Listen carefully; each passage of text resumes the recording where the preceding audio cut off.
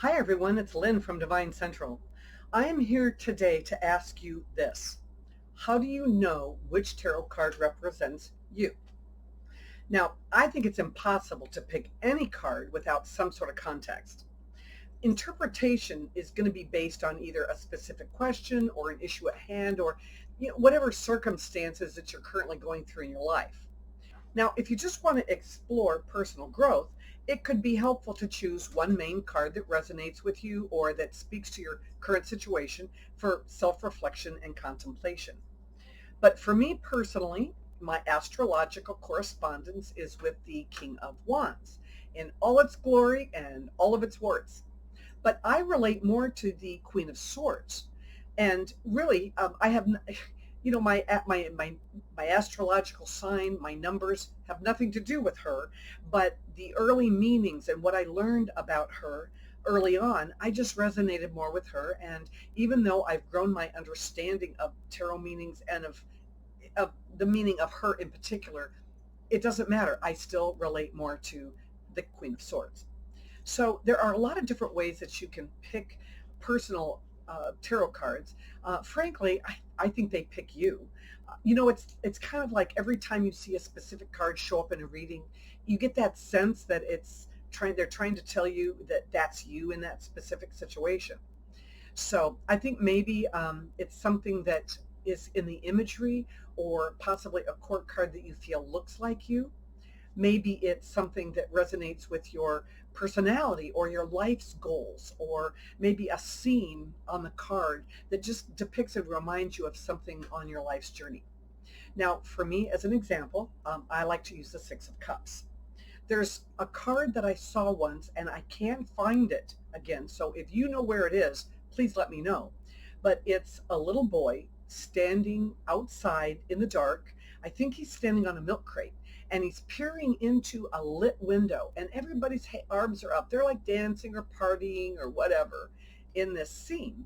And he's got a curious look on his face. He's not, it doesn't look like he's, unhappy, but it reminds me of my childhood and how I always felt like I was on the outside looking in. Does that make sense? So there are times when I feel like the Ace of Swords.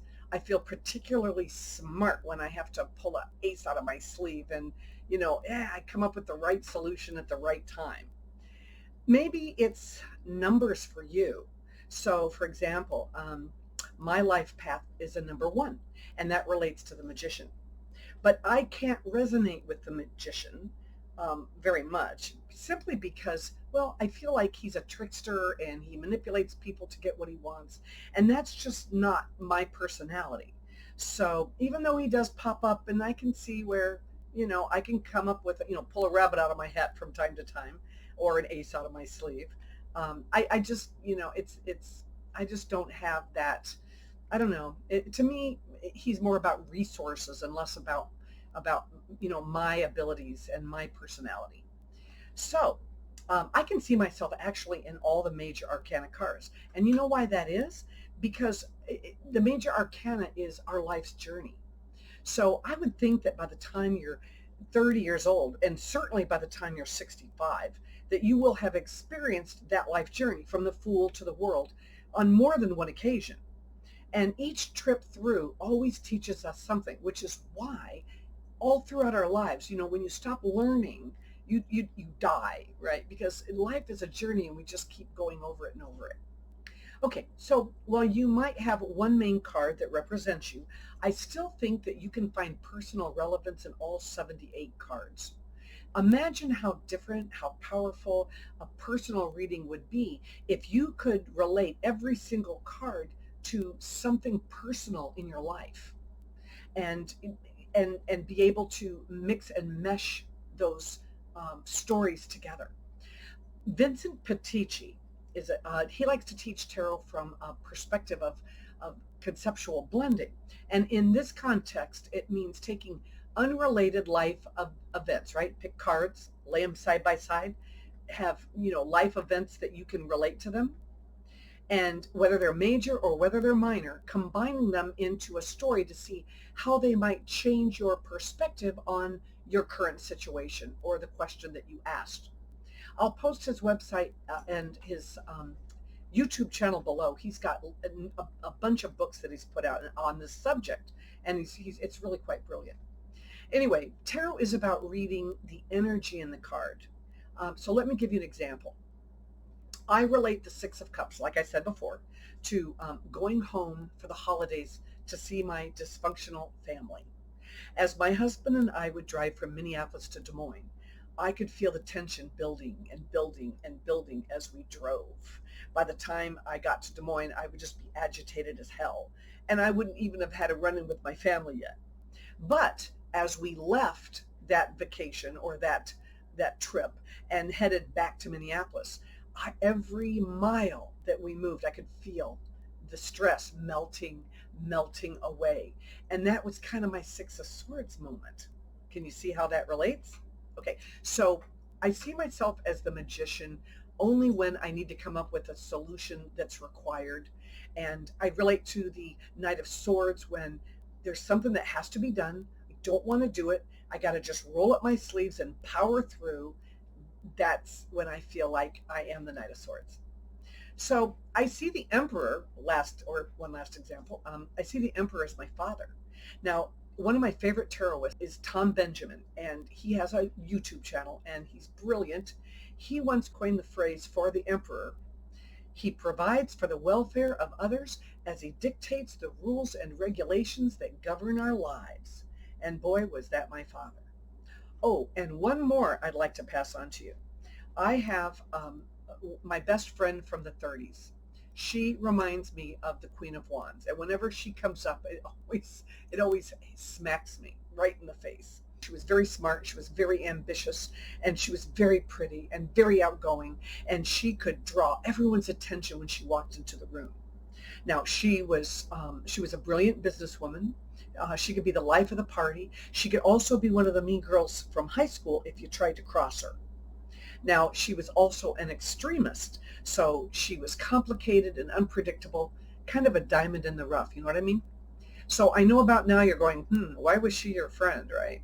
Well, believe me, it was her magnetism. She had a bad childhood, and so she had an unhealthy need for attention because of it. And she also had an eating disorder and an overdependence on alcohol. So, okay, we partied a lot, all right? She was one of my party friends. Okay. But for all of her self-confidence and that she could exude when she walked into a room, she always needed a man in her life to define her self-worth. So I contend that not only can we have one card that represents us in some way, but all 78 do. So even if it isn't our personal experience, it is the experience of others, or as in something we've witnessed, like the Queen of Wands, or something we had to go through with somebody else. People get too hung up on imagery, and I've learned that, and learn meanings as well. I think you should learn the meanings, but not get hung up on those meanings. I think experienced readers understand it's the energy that we bring from those situations, from those experiences. It's the energy that we bring to our readings. So, if you could relate a personal experience to every single card or a story of some kind, and again, whether it's you don't bring that exact situation or that exact person into a card reading, you just bring that energy. So let me give you a challenge. When was the last time you pulled out your tarot journal? If you've never started one, then go out and buy a cheap composition book and make sure it has at least 78 pages, and give each tarot card a page, right, front and back. Then I want you to carry it around with you for a couple of weeks and start writing down stories that remind you of a certain card. And you don't have to do it in order. You can do it all over the place, but just start writing stories down. And then after you get going, you might find yourself coming up with more than one story. Now, for the court cards, you might be relaying a story about someone who reminds you of that card. When you're all done, go back and try to do a few personal self-readings and see if this project doesn't add a whole bunch of depth to your own personal readings, because I think it will. Tarot is about telling a story, and we are all storytellers. So personalizing every card in the deck, it unlocks our subconscious and allows us to see our story in a different way. It also allows us to see our history in a different way as well. So if you have a particular card that conjures up some interesting story, please put it down below, because I would love to hear it. And I'm sure other people who are new to tarot that are just learning, it would help them see how other people relate their stories to each tarot card. All right then, if you liked this video, please give it a thumbs up. Subscribe to see my other videos coming out, and I will see you next time. Bye-bye.